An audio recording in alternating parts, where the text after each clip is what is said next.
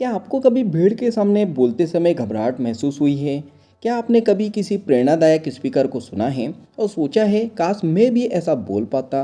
क्या आप अपने विचारों को इस तरह पेश करना चाहते हैं कि लोग उन्हें लंबे समय तक के याद रखें?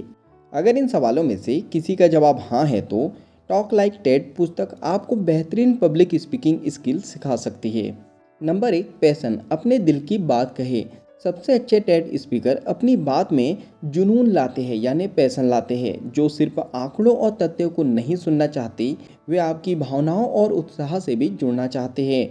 अपनी स्पीच में वही विषय चुनें जिनके लिए आप वास्तव में उत्साहित और भावनात्मक रूप से जुड़े हो।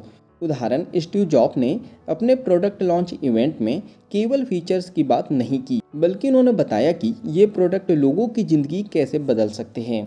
नंबर 2, कहानी सुनाएं यानी स्टोरी टेलिंग। कहानियों की शक्ति का उपयोग करें। लोग तथ्यों को जल्दी भूल सकते हैं, लेकिन कहानियाँ लंबे समय तक के याद रखते हैं। एक अच्छी कहानियाँ दर्शकों को भावनात्मक रूप से जोड़ती हैं। अपनी व्यक्तिगत कहानियों या किसी प्रेरणादायक घटना को अपनी स्पीच में शामिल करें। उदाहरण, ब्रेन स्टेपनिक ने अपनी टेक टॉक में व्यक्तिगत कहानियों के माध्यम से कमजोरी स्वीकार करने की शक्ति को समझाया, जिससे उनकी स्पीच बहुत प्रभावशाली बन गई। नंबर 3, आश्चर्यजनक यानी सरप्राइजिंग बने। कुछ ऐसा कहे जो उम्मीद से परे हो। लोगों का ध्यान आकर्षित करने के लिए कुछ अनोखा या चौंकाने वाला बताएं।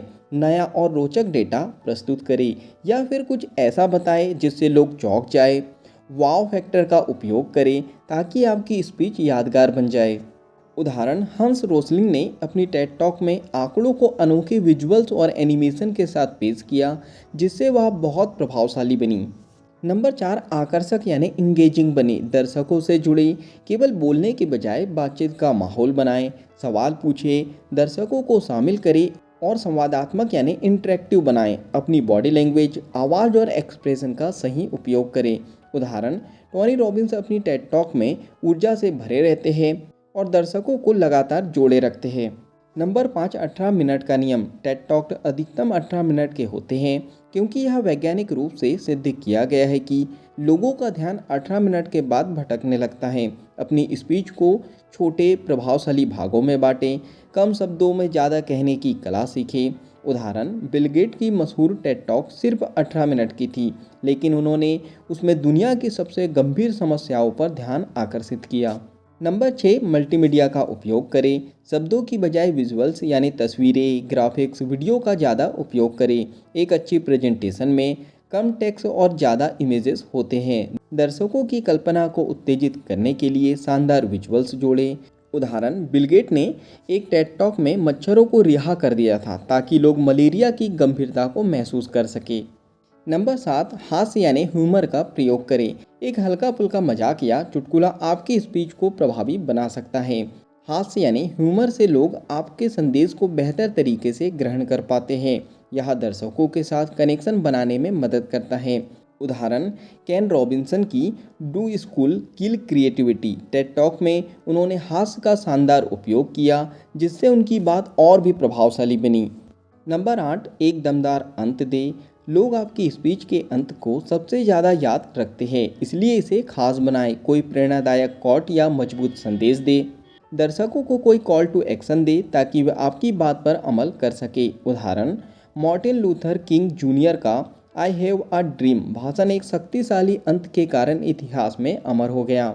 नंबर 9, अभ्यास यानी प्रैक्टिस प्रैक्टिस प्रैक्टिस। बिना अभ्यास के कोई भी महान स्पीकर नहीं बन सकता। अपनी सोच को बार बार दोहराएं, वीडियो रिकॉर्ड करें और देखें कि कहाँ सुधार की ज़रूरत है।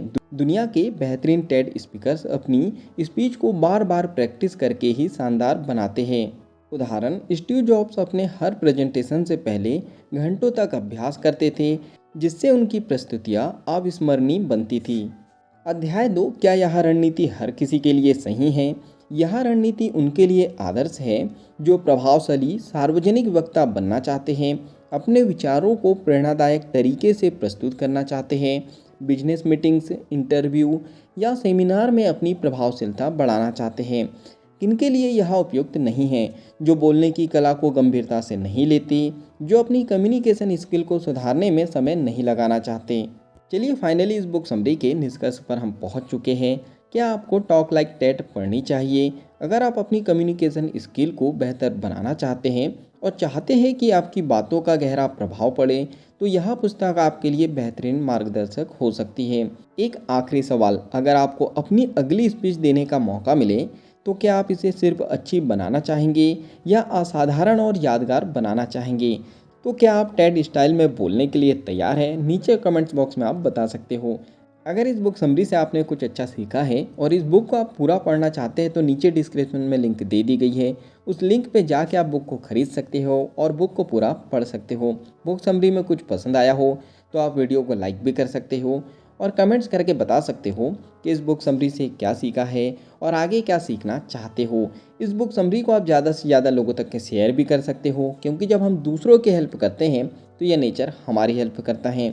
अगर आप चाहते हो कि ऐसी ही वैल्यूबल बुक समरी आपको रेगुलर मिलते रहे, तो जल्दी से चैनल को सब्सक्राइब कर दीजिए, बेल आइकन को दबा दीजिए, ताकि जब भी ऐसी वैल्यूबल बुक समरी आए उसकी नोटिफिकेशन सबसे पहले आपको मिल जाए। बाकी हम लोग मिलेंगे नेक्स्ट बुक समरी में, इसी तरह हंसते हुए, मुस्कुराते हुए, लाइफ में आगे बढ़ते हुए और कुछ नया नया सीखते हुए। जब तक के लिए thank you so much, bye bye and go for success.